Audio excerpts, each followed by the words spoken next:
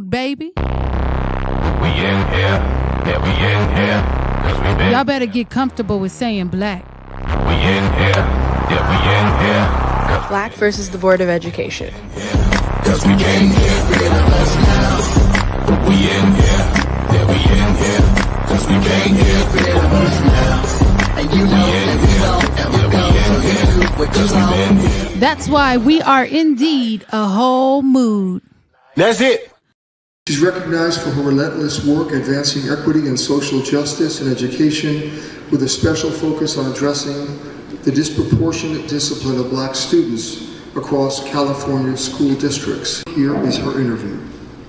After I probably fell into depression, I then fell into action. I'm like, this is not going to happen again. I'm about to learn their handbook. I'm going to learn the laws that apply. I'm going to use my positioning at the time. I was a committee secretary at the state capitol. It was interesting how it happened. I was in the right place, but something had to be lit under me to get to the people who could actually change the situation. I had access to the halls of power. I had access to people who could move things to become. That's why I left my job at the state capitol after COVID. I said, I'm not going back. I'm going to devote my life full time to caring for our families and our communities in a way that they need us to care for, not in a way that I think is best for them. Evidence that that you're bearing any fruit. So yes, it's scary. Yes, it's all the things that people tell you it is, but if not you, who? MLK Mentoring and Coaching Award recipient Maureen R. Breyer. Would you welcome Maureen? Looking beautiful tonight.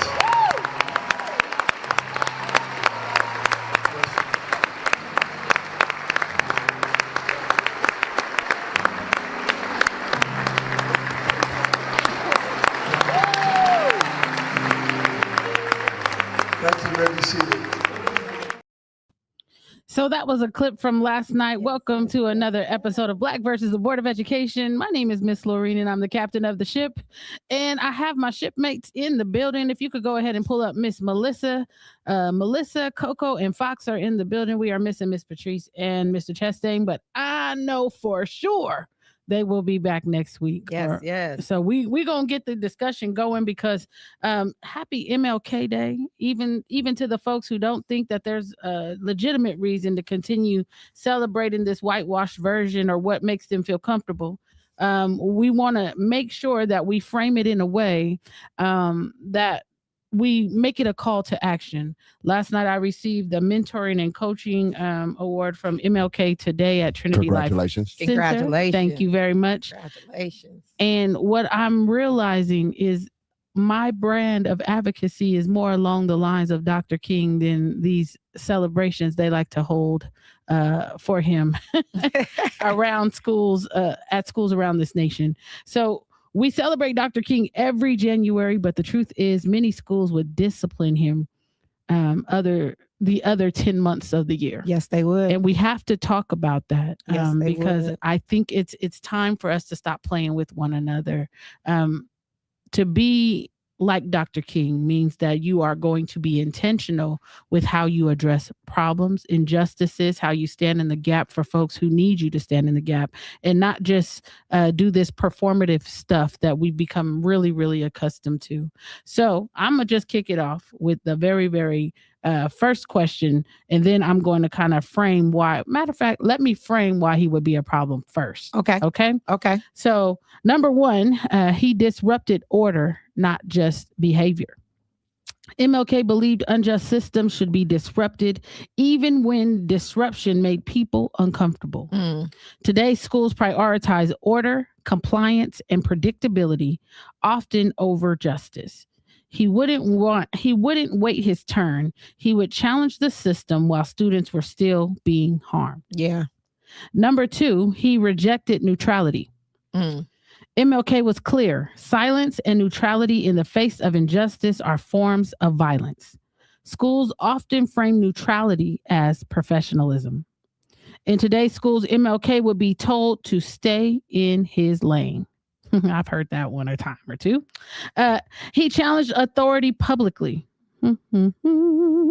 MLK didn't handle injustice quietly. Or behind closed doors. He spoke publicly, wrote letters, organized people, and applied pressure. Today, he'd be accused of undermining administration. Number 4, he valued justice over comfort. MLK understood that discomfort is often necessary for growth.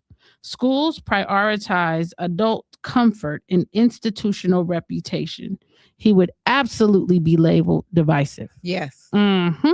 Yes. Number 5, go ahead, Mr. Fox. I'm gonna get somebody else's voice in here. Give him number 5. He encouraged youth to think critically. MLK believed young people should question injustice and speak up. Schools often discipline students for the same behavior. Facts. Student voice is welcome until it challenges power. Student voice is welcome until it challenges power. Yeah. Yeah. Okay. Let's see. And then we're going on to number 6. He resisted performative change. Ooh, I can't stand performances. Ooh. MLK warned against symbolic gestures without structural change. Many schools celebrate MLK Day while maintaining inequitable policies. Quotes on the wall: inequity in practice. Number 7, we got 2 more. Number 7.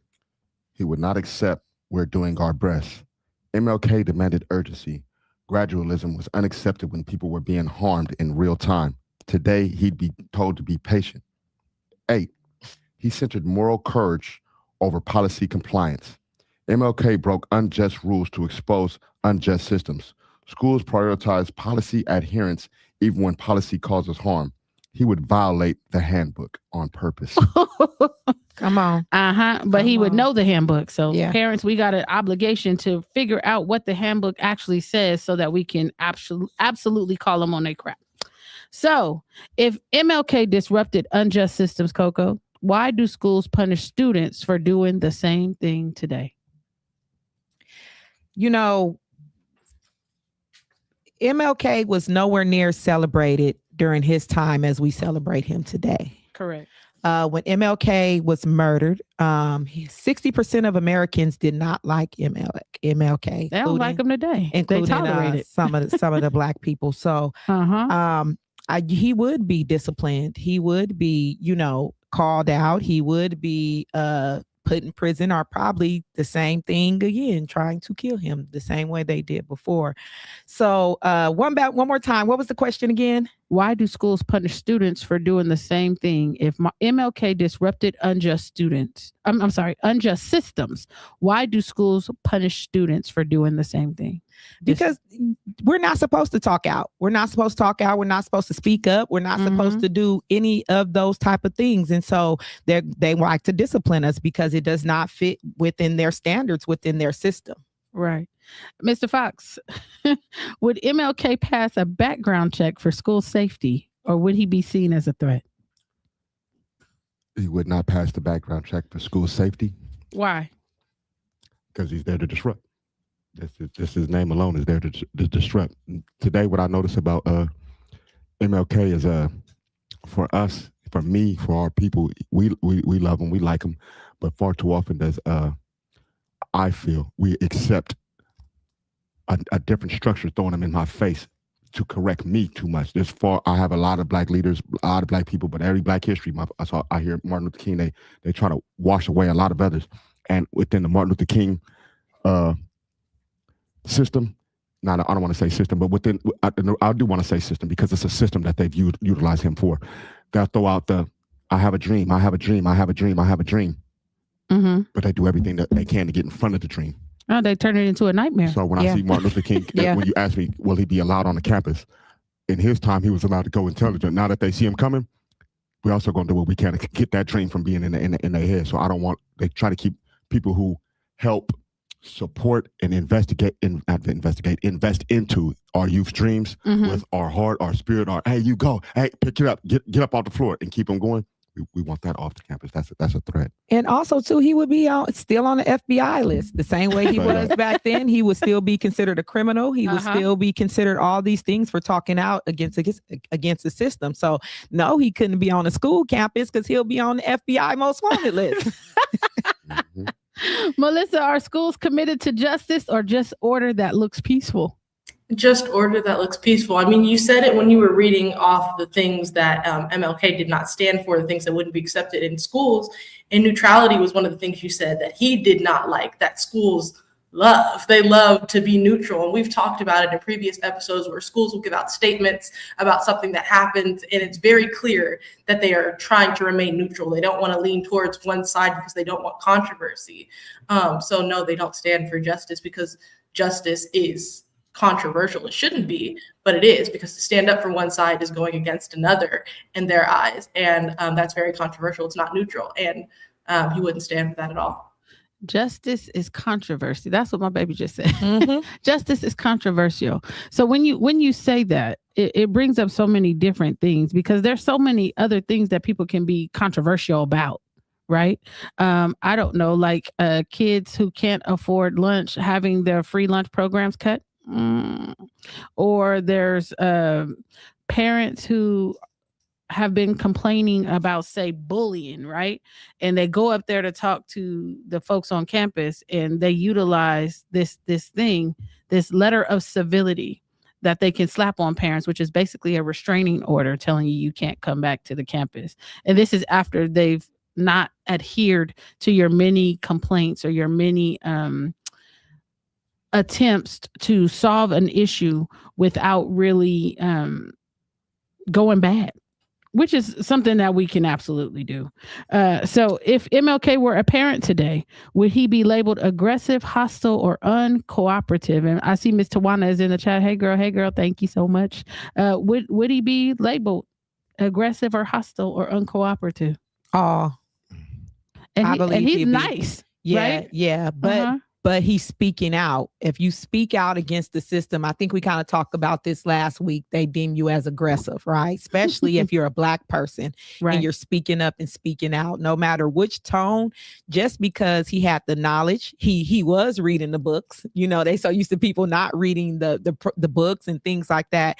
I think he would still be all of them, because he was back then. Like I said, we celebrate him now. Some of us celebrate him now and see him as one of our heroes now, but back then he was those things. So I think he would still be the same today. You know what I have to point out, just in listening to you speak, Martin Luther King actually did make it into a jail cell, and I have to say him and the brothers that did, right? And so when I look at the words of the definition of the question you asked, and you said, would he be labeled aggressive? Would he be labeled as a not? And I look at his time and what he did.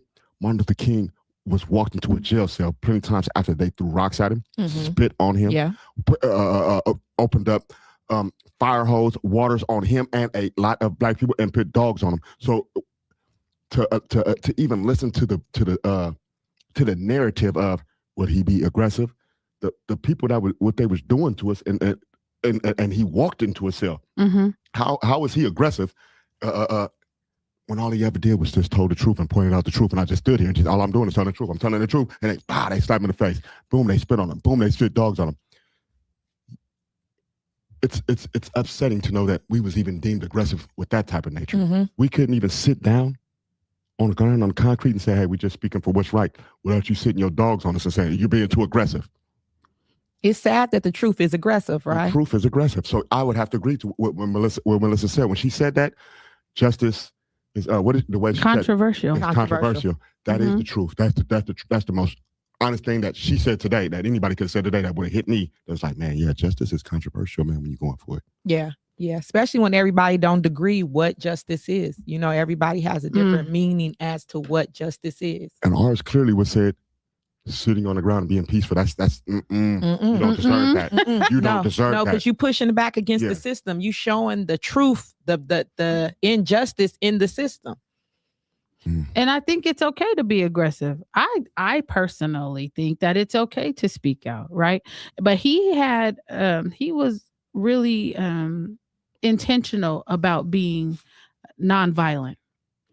And when you take the stance of being nonviolent and you're confronted with violence, that's kind of like you're trying to provoke him, right, to do something Right. So that so that you can justify why the I did means. what I did. Right. The, like Fox said, the water hoses or the rubber bullets or whatever they had back then, the dogs, all these methods, people would be at lunch counters and they would just be being beat on, and they would still just walk away and live to fight another day. Yeah. So that when I hear somebody is being aggressive, when even when I'm even when I'm referred to as being aggressive, I find it very, very interesting, because I could be. Do you mean because I'm being assertive and I'm standing on my square that makes you uncomfortable? If it makes you uncomfortable, then just say that. But don't label folks in a specific way when they haven't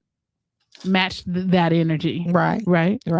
So is MLK safe to teach only because he's dead and can't disrupt anything anymore, Melissa? That's a loaded question. It's a loaded question. And I think part of it is, I think that is the reason why Black History Month is, people choose to celebrate Black History Month in schools, is because a lot of the people that they choose to talk about are not living. And so a lot of schools assume that students will not go and fact check, or that they cannot go and fact check the things that they are teaching.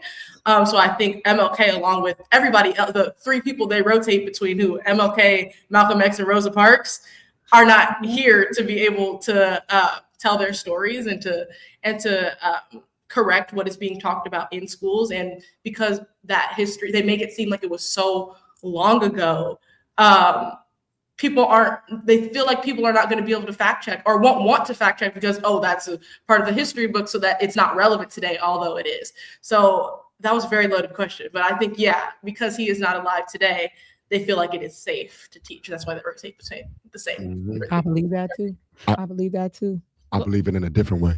I believe exactly what you say, but I think what make him stay to teach now is because they get to pick and choose which one of his words they want to utilize to get me to walk through that door.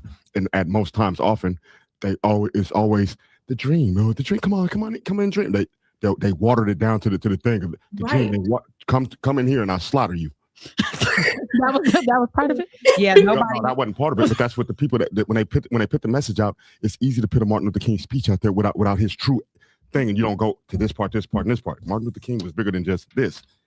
He had all of this, and to skim through his work and just say, "Oh, he was just a dream. Come on through." No, he was actually keeping me away from you. They don't talk about the dream, but they don't, like, they say, "Oh, he had a dream." But they rarely talk about what the dream was, and not just the speaking, but the action behind the dream. They never talk about what he actually went out and did. It was, he stood and he talked about this, and the speech went on for this long and it happened in this year, but they don't talk about what he said in his speech. They don't talk about the action and how he was out in the streets doing what needed to be done and actually trying to make a change beyond his words. And I think, like, being able to talk about that would unlock something in students. It would allow students to say, it's not just me speaking up about what I think is wrong. It's also about me going out and doing something about it. There's action that makes the words mean something more, and not telling students that makes students feel like they can't do anything about the problems that they see. There's a disconnect. They don't see that, this issue is still relevant today, and I can go out and I can do something about it. And one thing I do like, though, now about social media, we are starting to highlight more of Dr. Martin Luther King, other speeches, like the letter to the Birmingham jail, the Vietnam, when he spoke out about the Vietnam War, the Chicago Freedom Movement. We're starting to dive into other speeches. Like you said, even the I Had a Dream speech has been butchered, and they take the one cute part of it instead of the whole actual speech.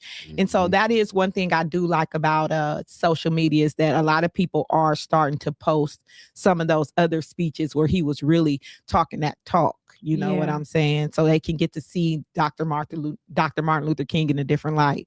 And I think what kind of ticks me off is they like to put up the videos in black and white to make you think that it was so very long ago. Yeah.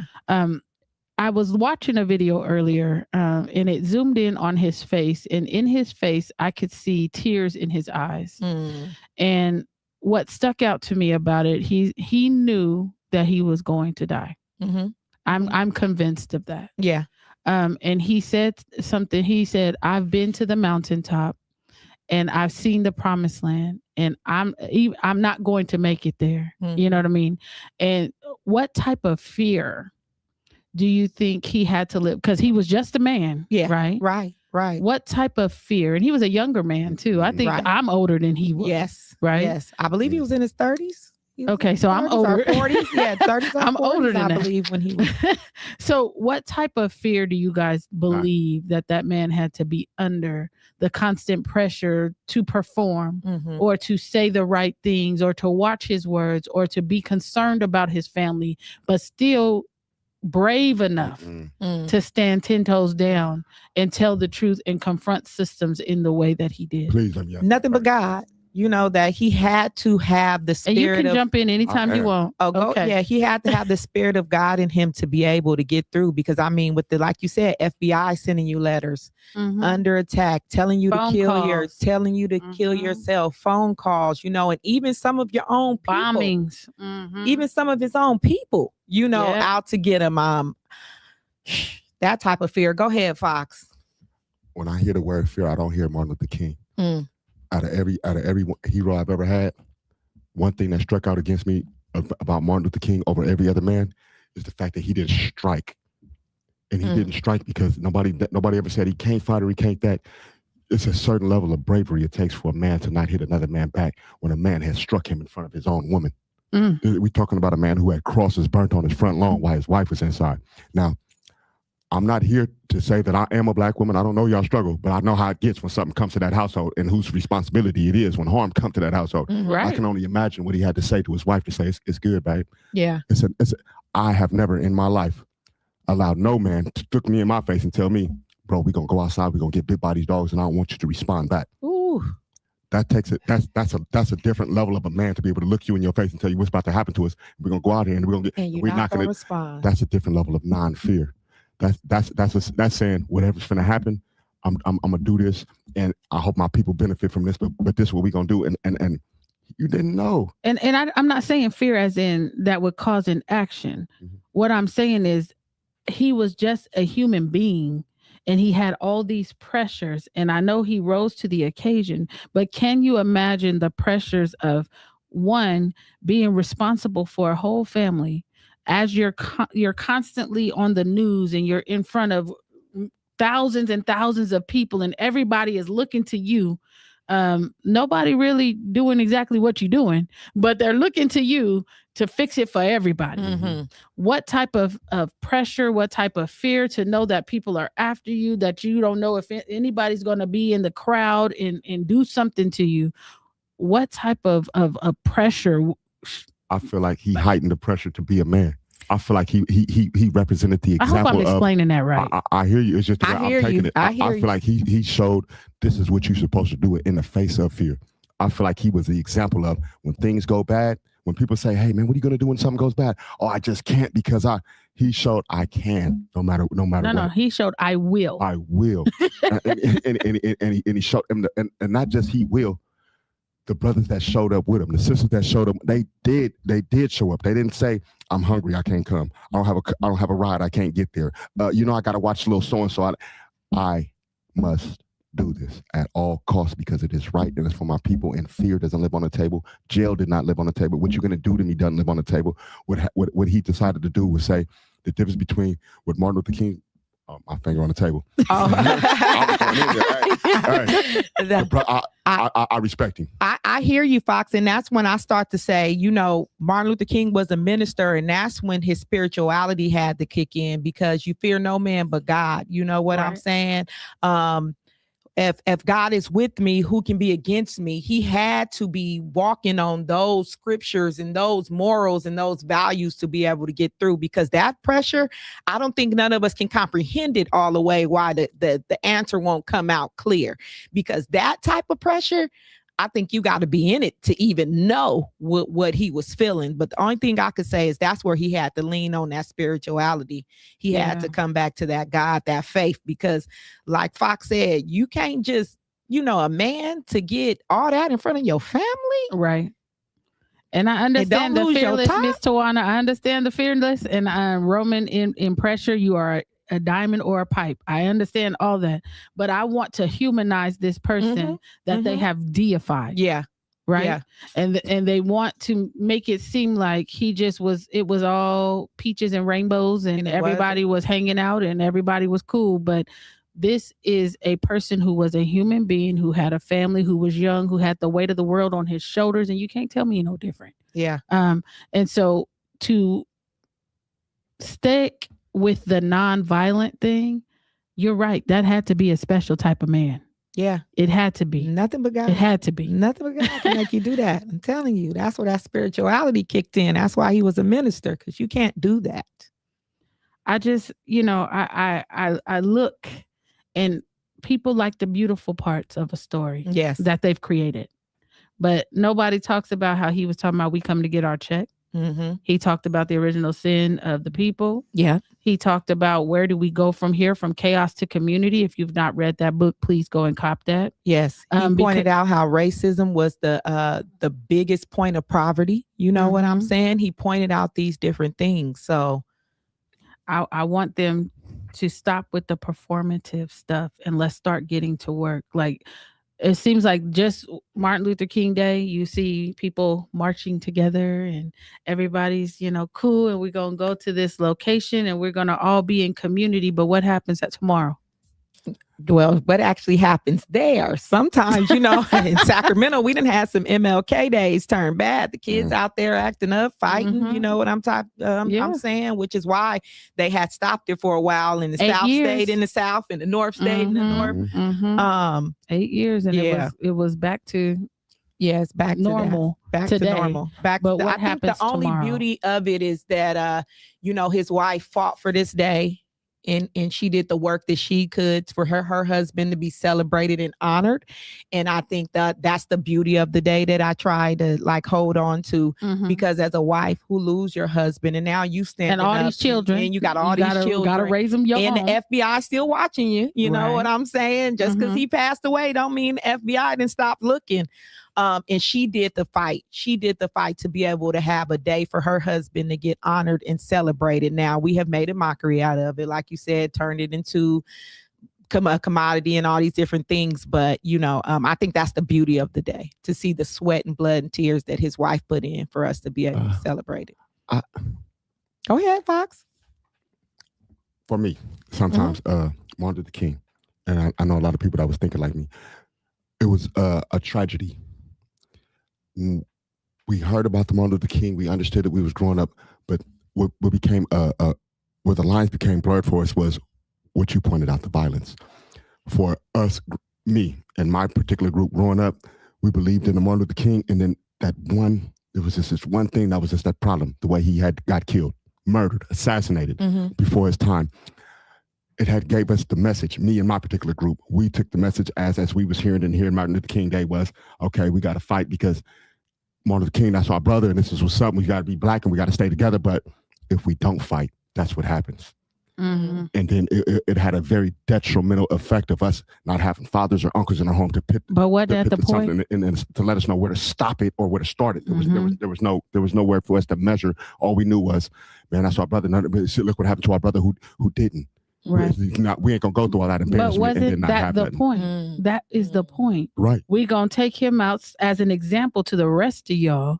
You better be quiet, regardless of you're being nonviolent or violent. The other part where you're being violent by any means necessary. If you Negroes don't stay in line, we're gonna clip you, and then hopefully that'll be a message to the rest of y'all. Yeah. And unfortunately, that line of thinking persists today. You don't know how many times I've gotten phone calls. People say, then people gonna get mad at you. You better be quiet. You bringing up stuff people don't want to talk about. You know what I mean? Yeah. And so that thinking, they trained us well with that thinking. Those who talk are targeted. Those who who can be quiet, they're elevated. Yeah. It's just the way that it's been. So when schools say this isn't the appropriate forum, who decides when justice gets to speak? What you mean? This not the appropriate? Like school is not the appropriate forum, or just? I think when we're saying it's not the appropriate forum, so say kids get up and they speak out against something, this isn't the appropriate forum. But they never tell them what the appropriate forum is. Okay. So who gets to decide when justice speaks? Everybody got quiet. Melissa? I'm going to throw it to my baby. Who gets to decide when justice speaks? I think the people who are telling students or whoever that that's not the appropriate forum. So in your example, it was students trying to speak out, right, about something that they don't agree with. And it doesn't have to be in what they would deem an aggressive way. But if that goes against what the image of the school, then the school gets to decide, oh, you can't talk about that. Justice does not get a voice here because that's not in our public mission statement. So that goes against what you can say today, and they'll try to quiet you, and they'll say, oh, we'll handle it not in public, and then it never gets handled. You get put on the back burner, and you're on a wait list now to be able to talk about something that needs to be resolved today. So the people get to decide. Let me go a step further. Who defines what justice is? I think that's when the controversy comes back in, because the institution defines it one way, the people defines it one way. You know, it's defined in different type of ways. But in America, the same people who decides what everything is supposed to be is deciding what justice is. But for the people, we decided something different. And I think that's where the controversy comes in. Correct. Yeah, that's the issue. There's no one definition about what justice means or what it is or who it doesn't concern or does concern. I think that's where the issue is. There's an injustice for almost everybody on the planet. Yes. And no one wants to talk about that.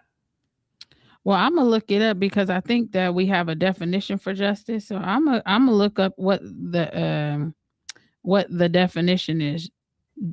It says just behavior or treatment, a concern for justice, peace, a judge, or what are you talking about? See, that's the issue. That's the issue. The dictionary says one thing. But listen, because my AI just came through, it said the true meaning of justice is giving each person their due, balancing fairness, morality, and law to ensure equitable treatment, right wrongs, and assign deserved rewards or punishment, often defined as the constant or perpetual will to render to each his due. It involves impartiality, accountability, and upholding ethical principles. So again, we have a definition of what justice is. The fact of the matter is nobody wants to be accountable. No. I'll take y'all back to our first level of education before the word justice. Yes, that is what that means. But remember, we was not a part of what that means. That gesture was for us.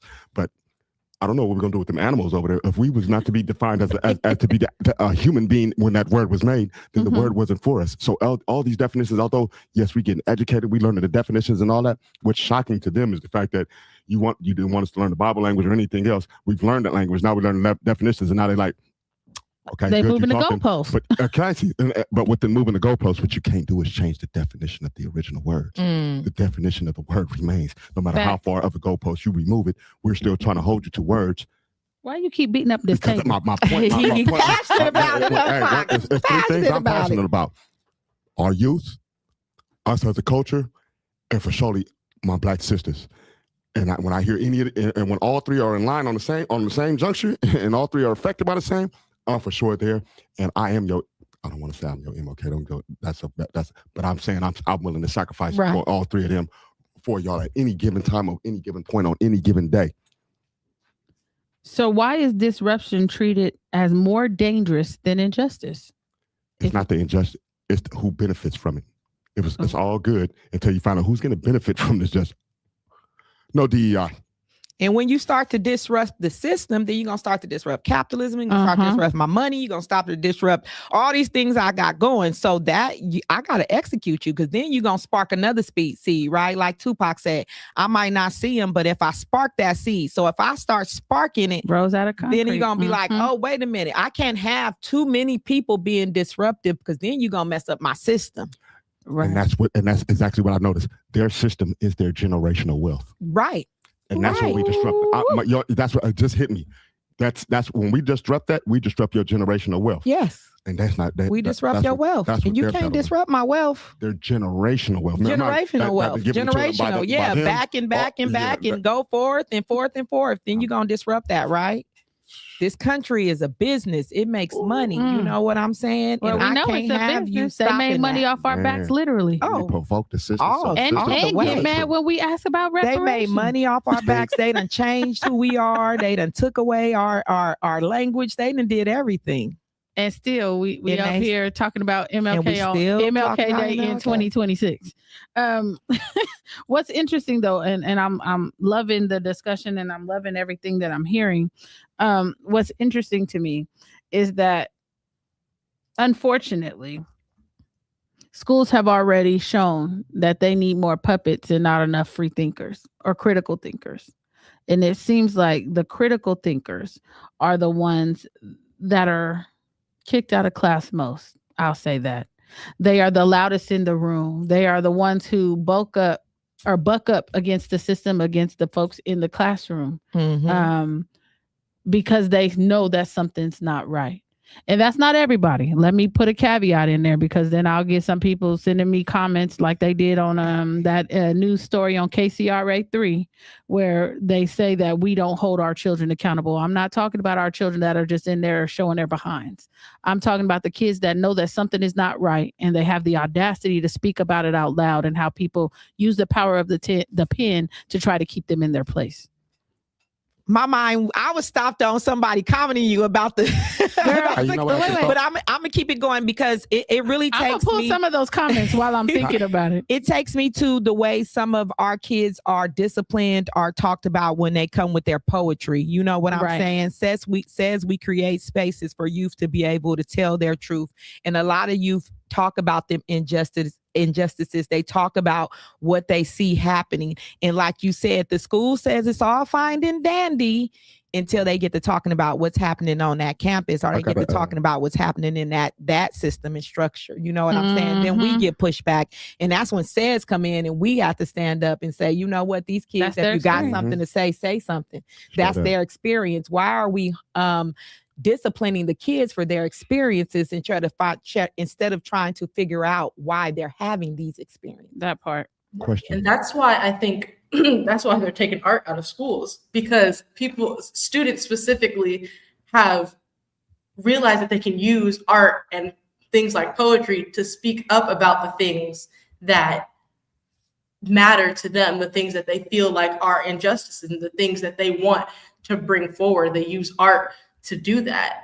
And that's why, like, what we call like third spaces are so important, to have something aside from work, something aside from school, to have that space where you can speak freely, because schools are starting to take those other outlets away from students, because apparently to them, art is a threat, which makes absolutely no sense when we're supposed to be encouraging art and artistic expression and creative expression. But when you as a student start to put the things that they don't want to talk about into an art form, they start to take those things away, because it disrupts their perfect image. Right, baby. Because art is going to tell the truth every time, right? And an artist should be able to have their post on the community and what's happening. Why, when you think about Malcolm X, he started to say, be careful for celebrityism. I hope I got that word right. You know what I'm saying? We'll take it. Because the celebrities are now not talking about what's happening, the injustices and things like that. You know what I'm saying? That's called the decadent veil. Instead of, showcasing the people like Mama Lorene and people that's out talking and the artists that's telling those truths, we don't see them now on the Grammy boards and things like that, because that's not what they want us to know. No, they like to dumb us down, and they like to keep those folks in the forefront that speak death music. And because art can change. Art can change things. You think about the Black arts movement. You think about all these great artists. Art can change things. Have any of y'all ever heard, this is my question, have any of you guys ever heard of cameras in the classroom? I remember they got cameras around the school systems. You can't see them. If kids film something, they'll show all the fights. However, for real. But even I remember when they started putting body armor on officers, they didn't want it, because it was a truth that they didn't want to be told. And I questioned, why come the teachers don't want a a camera in a classroom if it's only the students that bad. If the camera is as we say, the form of art, why is the one thing that can show exactly what's going on in there? Because now you can say I'm racist. Accountability. Yeah, that holds me accountable. Now I can see your racism. I can see the different things that you're doing to these students. I can see you're targeting black men, brown men, black girls, brown boys and girls. boys and girls. You know what I'm saying? So they don't want that camera on them all the time, so you can see. And I think that would be a good question to ask someone who anywhere else where children go. That's what we're supposed to have, right? Mm-hmm. Let me watch my girl. That's a good question for the folks in the union, because I'm assuming that may have been a talking point where they kept those cameras out of the classroom. It's unfortunate because I only know of one place that had cameras in the classroom, and I can remember back. It was at Fortune School. My kid was in a kindergarten class over there, and they were like, well, do you want to see what she's doing during the day? So they had a camera in there where I could see the student. But I could not see the teacher. And if they do have cameras, they keep the audio off. And the only reason why I question, because the stuff that I am to understand that I be hearing from, it would show all those little micro passive aggressive things of how you handle that student, that pencil before they got mad, when you and the pushing and it would show your detailed behavior of what one can look and say, come on now. Of course that happened after that. And then you can see that you provoke these boys and girls. Teachers can provoke a student to certain behaviors or certain things as well. Mm-hmm. And the funny thing is, when you start to express those type of concerns and you start to call out teacher conduct, number one, they always think that you're talking about all teachers. We're not talking about all teachers. We are not making that a blanket statement. Mm-mm. What we're saying is there are some teachers in the system who behave badly. Yes. And when a student expresses to another safe adult that something is going on in the classroom, our obligation is to listen to the child. Yes. We do not prefer the adult over the kid. Right. We have to figure out what's going on in the situation, and we have to be open and honest enough to be able to hear both sides. But then if the adult is not responding appropriately, we have to be bold enough to call that out. Right. And unfortunately, what we've done is we continue to defend bad behavior because of somebody's years in the profession. Mm-hmm. Who knows? They might have been teaching wrong the whole time. They might have had misconduct the whole time. But because they have longevity or tenure in the system, we tend to gloss over that, and we tend to focus on the child's behavior and not the fact that maybe they're in school to learn what appropriate behavior is. Right. And I know some people will say, well, that's supposed to be taught at home.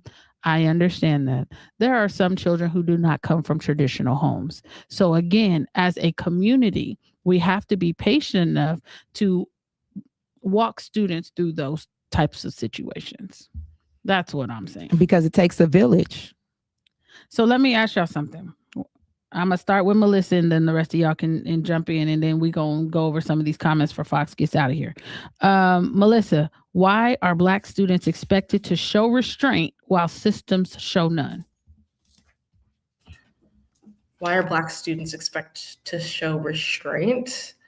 I think that they're not expected to show restraint. They are supposed, in the system's eyes, they're supposed to, but they don't expect them to, and that's why they get to have repercussions for them. That's why they get to punish them. That's why they do those things. They give them unrealistic standards to live up to.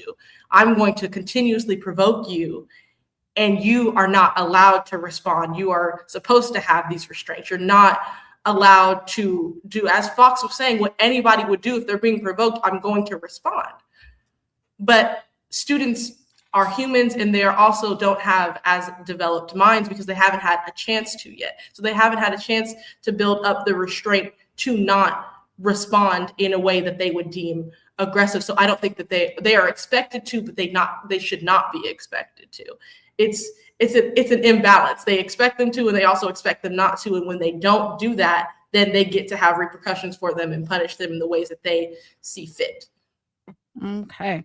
And so, we've been talking about Dr. King and we are running out of time, and I just have to get to some of these comments because KCRA3 did a profile of BYLP last week. And I wanted you, Mr. Fox, to have a chance to kind of respond to, I believe the person's name is Slug to the Chest on YouTube. They said there's nothing wrong with schools disciplining students no matter what color they are. If not, you'll end up like that felon who spoke. Excuse me? That's what he said. And then he said that felon that spoke? Yeah. Talking about felon you. Or fella? Felon. Okay. I'm not that felon that spoke. I'm Fox. And second of all, there is a problem with schools disciplining them because discipline is a level of what we always say, concern, compassion, to be able to get to the correction. But the concern is the first level of what somebody attacks with the discipline with. Are you disciplining with concern or with maliciousness? Now, based off what I was listening to Melissa say, the educated version of it would sound like this for me. I'm hearing you, but you have to. If you let the school system discipline somebody who's already operating under the mind state of they're stressed out and they're attacking them under the same thing like they equal, it never works. Those kids are stressed out in their brain, like Melissa said. Well, we're going to talk about you because I want you to talk about you because he said you should have gotten disciplined, a belt to your backside. You would have never become a felon by that way. It's great that he did his time. Is that right? Well, let's talk about that belt. That belt was not just a belt. It was a closet. That belt was a frying pan. That belt was a skillet. That belt had me homeless on the streets when I was 8, 9, 10, 11, 12 years old. Don't what the school system for me should have did was look and ask, why is this kid coming to school with a black eye? Trust and believe, it wasn't the belt that got me to the system. It was the overuse of the belt. It was the no concern. It was because people I was gonna say people like Mr. No Slug to the chest, whatever your name is. Slug to the chest. Obviously, I don't know nothing about no slugs, but it was a lot of slugs taken in the development and under the development of what led me to a jail cell. What led me to the jail cell was the fact of the blind eye that Martin Luther King told us to stop doing. It was the silence. It was the people that decided, oh, that ain't my problem. That ain't got nothing to do with me. It was the many teachers who did not ask me where my homework at. It was the many teachers who thought it was funny that I ended up at school like that because why? Yeah, you was running your mouth in class yesterday. Now look at you. Make sure I call over there and get that done to you again. It was the many teachers who weaponized what was going on at me at home and thought that was going to keep me in place. And then I stopped coming there because school became the place that made my situation at home worse. Wow. And can I just say though, Fox, I hate that person just put it on you that you were a felon. You were in a system where black men, a school to prison pipeline system, and you were just one of the ones that got caught up in that system. It was because there wasn't an educator or a teacher that noticed your pain. There wasn't places where you can heal or talk about it, right? I feel like, yeah, you may have did some things and you was disruptive, so they say, and things like that. But let's put that back on the system. You went through a system that never cared. You went through a system that never spoke up for you. And unfortunately, it was happening in the household. And I think we come back to Mama Lorene said, everything does not happen. Everybody's not getting the same morals and values in their households. That's why it takes a village. And unfortunately, your village failed you. Oof. Why you ended up in the prison system. And so that's how I see it. And I believe that our black men coming home from the prison is needed in the community because y'all coming back home to teach, y'all coming back home to heal, y'all coming back home to bring stability and protection to the black family. Let me tell you something about our culture though. It was that same culture that saved me in there though. It was the same brothers that was behind the walls that said, Fox, let me show you how to read this book. Come on. Let me show you how to, it was other Muslims and brothers that was harmed. I was in there in the system that decided to take an interest in me, and that's what brought me home. Because you were a baby. No school system out here that taught me or nothing like that. But however, what I don't want to take away from is the fact that you say, oh, that felon. No, I went in there at 14, homie. I wasn't no felon when I went there. I was 14 you was years a old. baby. You was a baby. You know what I'm saying? You was a boy. I was an uneducated boy. And the ugliness and the ugliest and most violentest people in the world found the beauty in their heart to see that in me in there and educate me. The education I brought home didn't come from these streets. It came from them people in there who have learned their lessons and have hit their head and said, hey, if I had another chance, this is what I would do with it. And they imparted it on me to bring it home, to stand up in it and make and bring that. Now, I'm not correct in all my movements and all that. I'm always correcting my energy. But the reason why people like me come and speak is because it's another side of this. For me to be here is also me in living everyday correction right now. It's so much going on that I don't know, but at least my example of what I live is to show them, hey, we can ask questions now. Can I ask you a question? If I can't get to you, can I get to you? I know what to do now. I know the model of behavior to get me through until I can get a safe place. And that's all we're trying to get to use. If you can't do it, let me get you to where you can get to a safe place or give you the educated words to use so you don't end up here. And you know, I'm a firm believer of God, and by the grace of God, prison kept you for you to be able to be home right now in the times where we need you. Yes. I appreciate you and I accept that. So no matter what, like there was great 5. men in the Bible that was in prisons and still changing things. That's right. And so by the grace of God, you are here. So felon or not, we take them over any man that's not a felon. And we'll fight for him. Ashe and amen. All right. Steve Clark over on KCRA's thread, he said, is there a white leadership group just asking for a friend? My friend, if you're worried about that, I think you should start one. It is not our responsibility to start things that you have a problem with. They do. It's called a K and I can't remember. It was like another one in the middle. It's another K. Donald Trump. He's so crazy. Donald. Steve Turpin. The whole world is said that our story was the definition of racism. And it was a positive story about the work that we're doing for free on behalf of area families. And then this other fool, Timo T, said, yet math is racist. I'm not sure where that came from. They're not paying attention. I need folks to focus. And then Moses Kirkpatrick, he says lack of fathers raising their kids in African-American families is the issue. Well, didn't they snipe y'all white leader too recently here back? I can't even think of his name. So man, yeah. They do say that there's a percentage of they said that we got the highest percentage. That's what they try to say, but no, I'm gonna read it for you. But if it we says, were to go off their percentage and say you guys got a lot of you guys' fathers in the household, that's true, but it also has another high percentage of what goes on in that household. And you know, people are always going to hate when you're trying to save and encourage and empower Black babies, because that is not what we're supposed to be doing. Right. And so there's always going to be somebody there to say, you know, a hater or a mark underneath them comments. And it says making sure everyone can read and do basic math equitably. That's what they thought. I don't know what story these folks were watching. They was just on the comments and wanted to say something negative. You know, sometimes people are negative Nancy's, negative Pauls. Yes. Well, we can't read negative the Nancy's, but you know what? No matter what y'all say underneath them comments, we're gonna keep showing up. We're gonna keep protecting Black babies. We're gonna keep speaking for Black people, and we're gonna keep on doing this. So, you know, y'all white people get it together. I just seen a clip of Malcolm X, and it said, I don't think nobody looked at the movie. A white girl asked him, how can he help me? He said, you can't do nothing for me. So we don't care y'all opinion. Y'all can't do nothing for us, and so we gonna do what we can for our people. Thank you, Tawana. You stay going hard, and everybody else in the comments as well supporting us. I appreciate that. We all appreciate y'all. Yes. And sometimes y'all comments come through at the time when it's just like right when we about to say something stupid and we see that comment, and we're like, watch your tongue. That's right. My people heard us. They know what's up. But right on time. This is a promotional announcement. Stop the hate, California. Everyone deserves to feel safe. If you've experienced a hate incident or hate crime in California, support is available. Call 1-800. Nope. Oh, let me stop that. First, call BYLP. At BYLP.org. But also another number is 1-833-8-NOHATE. That is 1-833-866-4283. Or visit CaliforniaVersusTheHate.org to report and connect with culturally competent resources and support. We're a proud grantee partners with Stop the Hate California, standing with our survivors and helping communities heal. Don't stay silent. Help stop the hate.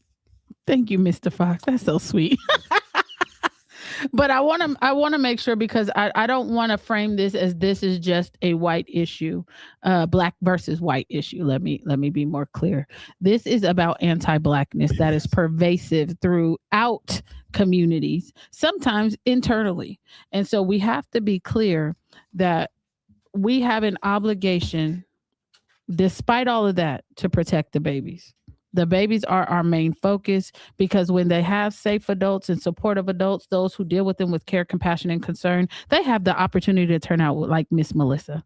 And we are incredibly proud, and we will continue to support her as she matriculates through her educational journey. Melissa.